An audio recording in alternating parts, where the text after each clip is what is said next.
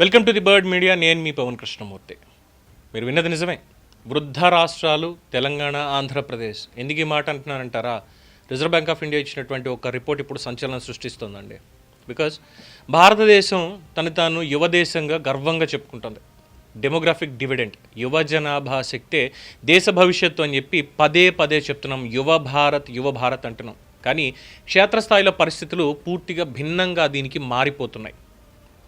Reserve bank of India వాళ్ళు తాజాగా విడుదల చేసినటువంటి state finances study of budgets 2025-26 నివేదికను చూస్తే తెలుగు రాష్ట్రాల భవిష్యత్తు మీద గట్టి హెచ్చరిక ఇచ్చినట్టుగా ఉంది. అదేంటది? తెలుగు రాష్ట్రాల భవిష్యత్తుకి ఏం ఢోకా ఉంది? ఓ పక్కన తెలంగాణ రైజింగ్ అంటున్నారు, ఇంకో పక్కన AP speed of doing business అంటున్నారు, యువశక్తి మనకు ఉంది, ఇంకేముంది, మనం యువతని ముందుకు తీసుకెళ్తామని అంటున్నారంటే కరెక్టే. చెప్పుకున్నంత ఈజీగా అయితే డెఫినెట్గా కాదు. బికాజ్ చైనా ఎదుర్కొంటున్నటువంటి సమస్య ఏదైతే ఉందో అక్కడ నవతరం రావట్లేదు అని భారతదేశం కూడా దాదాపుగా అదే దాంట్లో పడుతోంది. దాంట్లో తెలంగాణ, ఏపీ అనేది ఇంకా ముందుగా ఉన్నాయనేది చెప్పుకోవాలి. రానున్నటువంటి 10 ఏళ్లలో తెలంగాణ రాష్ట్రం వృద్ధ తెలంగాణగా మారబోతోంది. This is a fact. ఎందుకంటే 2016 లెక్కల ప్రకారం తీసుకున్నప్పుడు తెలంగాణలో 60 ఏళ్ల పైబడిన జనాభా కేవలం 10.1% మాత్రమే. 2026 సంవత్సరం నాటికి అది 12.5% చేరింది. అంటే దాదాపుగా 2.4% ఇంక్రీజ్ అయింది. రిజర్వ్ బ్యాంక్ ఆఫ్ ఇండియా అంచనాల ప్రకారం 2036 కంటే వచ్చే 10 ఏళ్లలో ఇది 17.1%కి పెరగబోతోంది. అంటే ప్రతి 6గురిలో ఒకళ్ళు వృద్ధులుగా మారబోతున్నారు. యువరాష్ట్రంగా పేరున్నటువంటి తెలంగాణ అత్యంత వేగంగా ఏజింగ్ స్టేట్గా మారుతోంది. ఈ ఏజింగ్ స్టేట్గా మారితే పెన్షన్లు పెరుగుతాయి, శ్రామిక శక్తి తగ్గుతుంది. ఇది సామాజిక సమస్య అనుకోవడానికి లేదు. ఇది రాష్ట్ర ఆర్థిక వ్యవస్థ మీద ఒక దాడిగా కూడా రిజర్వ్ బ్యాంక్ ఆఫ్ ఇండియా అభివర్ణిస్తోంది యాజ్ పర్ ద రిపోర్ట్. ప్రస్తుతం 100 మంది పనిచేసే వాళ్ళకి 16 మంది వృద్ధులు ఆధారపడుతున్నారు. ఇది 2036 నాటికి 100 మంది పనిచేసే వాళ్ళకి 26 మంది వృద్ధులు ఆధారపడతారు. అంటే ఇంకో 10 మంది అవుతారు. దీని ప్రభావం వల్ల ఏ పార్టీ అయినా రానివ్వండి, ప్రభుత్వం మీద పెన్షన్ల భారం భారీగా పెరుగుతుంది, వృద్ధాప్య పెన్షన్లు అనేటువంటిది. అలాగే ఆరోగ్య వ్యయం గణనీయంగా పెరుగుతుంది. ఎందుకంటే యువతకు వచ్చేదాన్ని బట్టి చూస్తే ఆరోగ్య ప్రమాణాల్లో వయోధికులకి కాస్త ఎక్కువగా ఉంటాయి కాబట్టి. అలాగే పన్నులు చెల్లించే యువ జనాభా తగ్గుతుంది. వృద్ధులకి ఏంటంటే వాళ్ళకి అబోవ్ 60 years ఉన్నటువంటి వాళ్ళకి ఈ రిలాక్సేషన్స్ అనేవి ఉంటాయి. సో వాళ్ళు ట్యాక్స్ కట్టక్కర్లేదు. కానీ కట్టాల్సినటువంటి యువత ఈ ట్యాక్స్ కట్టడం లేదు. ఆర్థిక వృద్ధి మందగమనం ముఖ్య కారణం. తెలంగాణలో సంతానోత్పత్తి రేటు 1.5%కి పడిపోయింది. జనాభా స్థిరంగా ఉండాలంటే కావాల్సింది 2.1. అంటే భవిష్యత్తులో యువత సంఖ్య ఇంకా తగ్గబోతోంది. ఇక ఆంధ్రప్రదేశ్ పరిస్థితి మరింత ఆందోళనకరంగా ఉంది. తెలంగాణ కంటే కూడా మరింత వేగంగా మనం వృద్ధాప్యం వైపు వెళ్తున్నాం. 2036 నాటికి దేశంలో అత్యధిక వృద్ధులు ఉన్నటువంటి రాష్ట్రాల్లో ఆంధ్రప్రదేశ్ 4వ స్థానం, తెలంగాణ 7వ స్థానం. ఇప్పటికే కేరళ, తమిళనాడు ఈ దశను ఎదుర్కొంటూ ఉన్నాయి. చూస్తున్నాం కదా, ఇన్వెస్ట్మెంట్స్ పెట్టడానికి కూడా అక్కడ ఆలోచిస్తున్నారు. బికాజ్ ఆఫ్ యువత లేరు సరిగ్గా, యువ జనాభా సరిగ్గా లేదు అని. ఇప్పుడు తెలుగు రాష్ట్రాలు కూడా అదే దారిలో వచ్చే 10 ఏళ్లలో అదే దారిలో నడవబోతున్నాయి అనేది ఆర్బీఐ స్పష్టం చేసింది.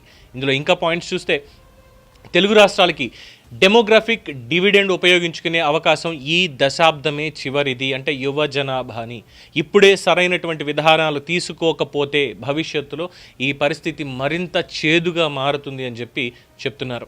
మరి పరిష్కారం ఏంటి? లాజికల్గా దీనికి ఏమైనా సొల్యూషన్స్ ఉన్నాయా?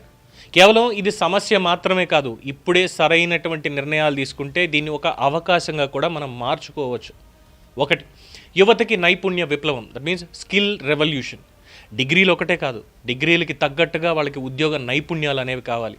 అంటే AI, data, coding, health care, geriatric care, తర్వాత గ్రీన్ జాబ్స్, అడ్వాన్స్ మ్యానుఫ్యాక్చరింగ్, ఇలాంటి వాటన్నిటిలో కూడా యువతకి ఇవ్వాలి.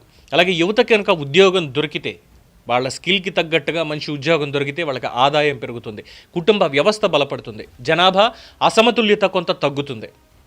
ఇక మహిళల ఉద్యోగ భాగస్వామ్యం అనేది ఇంకా పెంచాలి. తెలుగు రాష్ట్రాల్లో మహిళల్లో వర్క్ ఫోర్స్ పార్టిసిపేషన్ అనేది చాలా అంటే చాలా తక్కువగా ఉంది. దీన్ని కనుక మార్చగలిగితే ఆదాయం పెరుగుతుంది, పన్నుల బేస్ అనేది పెరుగుతుంది, ఆర్థిక వ్యవస్థ ఇంకా బలపడుతుంది. అలాగే child care support, flexible jobs, work from home policies అనేవి ఇక్కడ కీలక పాత్ర పోషిస్తాయి. ఇక వృద్ధుల కోసం ప్రత్యేక ఆర్థిక ప్రణాళిక, వృద్ధుల జనాభా పెరుగుతోంది అంటే geriatric health care infrastructure, long term care insurance, community elder care systems, digital health monitoring, ఇవన్నీ కూడా ఇప్పుడే ప్లాన్ చేసుకోకపోతే రేపన్న రోజు ఖర్చు రెట్టింపు అవుతుంది. ఈరోజు వృద్ధులకి సంబంధించి మన ఇంట్లో ఉన్నటువంటి వాళ్ళకి ఒక 100 రూపాయలు మనం ప్లానింగ్ చేసుకోకపోతే రేపు అదే ఒక 1000 రూపాయలు అయితే ఆ భారం ఎలా ఉంటుందనేది జస్ట్ ఇమాజిన్. ఇక మైగ్రేషన్ ప్లస్ అర్బన్ ప్లానింగ్, గ్రామాల నుంచి పట్టణాలకి యువత వలస వెళ్తున్నారు.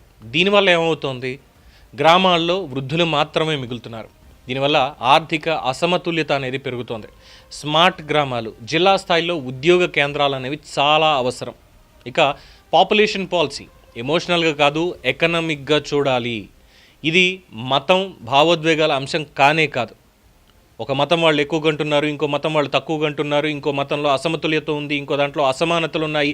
ఇవన్నీ పక్కన పెట్టేసి ఇది మనుషులు అనేటువంటిది చూస్తే, దేశం అనేటువంటి చూస్తే ఇది పూర్తిగా ఎకనామిక్ సర్వైవల్ ఇష్యూ.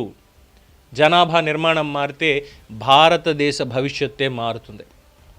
తెలుగు రాష్ట్రాలు ముఖ్యంగా చూస్తే ఇప్పుడు ఒక సర్కిల్లో ఒక చౌరస్తాలో మనం నిలబడ్డాం. చర్యలు ఇప్పుడు తీసుకుంటే భవిష్యత్తును మార్చుకోవచ్చు. నిర్లక్ష్యం చేశామా వృద్ధులుగా భారంతో ఆర్థికంగా కుంగిపోతాం, యువ జనాభా ఉండదు.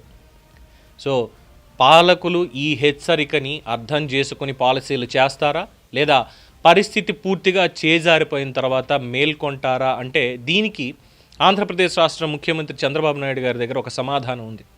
పిల్లల్ని కనమని చెప్తున్నారు. జనాభా తగ్గిపోతోంది, వృద్ధ జనాభా పెరుగుతోంది అని ఆయన చేసేటువంటి స్టేట్మెంట్స్ ప్రతిసారి కూడా దానికి అనేక కారణాలు అవ్వచ్చు. కుటుంబ ఆర్థిక పరిస్థితి అవ్వచ్చు, లేదంటే మారుతున్నటువంటి ఆలోచన తీరవ్వచ్చు, లేనటువంటి ఒక పరిపక్వత కావచ్చు, యువతలో లేనటువంటిది ముఖ్యంగా. ఇక చెప్పాల్సినటువంటి అనేక అంశాలు ఉన్నప్పటికీ వాటిని మనం టచ్ చేయాలా వద్దా అనేటువంటి ఒక మీమాంస కూడా ఉంది. ఒక అబ్బాయికి పిల్లనివ్వాలి అంటే చాలా ఆలోచిస్తున్నారు, లేదా ఒక అమ్మాయికి పిల్లనివ్వాలంటే చాలా ఆలోచిస్తున్నారు, లేదంటే ఇద్దరు ప్రేమించుకున్నారు అంటే ఈ తర్వాత ఎలా ఉంటుందనేది, ముఖ్యంగా పిల్లల్ని కనాలి అనేటువంటి ఆలోచన యువత కొత్తగా పెళ్లి చేసుకునేటువంటి దంపతుల్లో కూడా చాలా అంటే చాలా తగ్గిపోతుంది. బికాజ్ వాళ్ళిద్దరిని వాళ్ళు పోషించుకోవడం, వాళ్ళకు ఉండేటువంటి కోరికల్ని సాటిస్ఫై చేసుకోవడం, ఏదైనా కావచ్చు, అది ఫైనాన్షియల్గా అవనివ్వండి, లేదంటే హౌస్ హోల్డ్ పరంగా కానివ్వండి, ఏదైనప్పటికీ కూడా వీటన్నింటినీ కూడా పరిగణలోకి తీసుకుంటే ఈ పద్ధతిలో మార్పు రావాలి అంటే సమాజంలో ఎటువంటి మార్పు రావాలి, కుటుంబాల్లో ఎటువంటి మార్పు రావాలి, ప్రభుత్వ పాలసీల్లో ఎటువంటి మార్పు రావాలి అనేది ఇప్పుడు అత్యవసరమైనటువంటి ఆవశ్యకత ఉన్నటువంటి అంశం.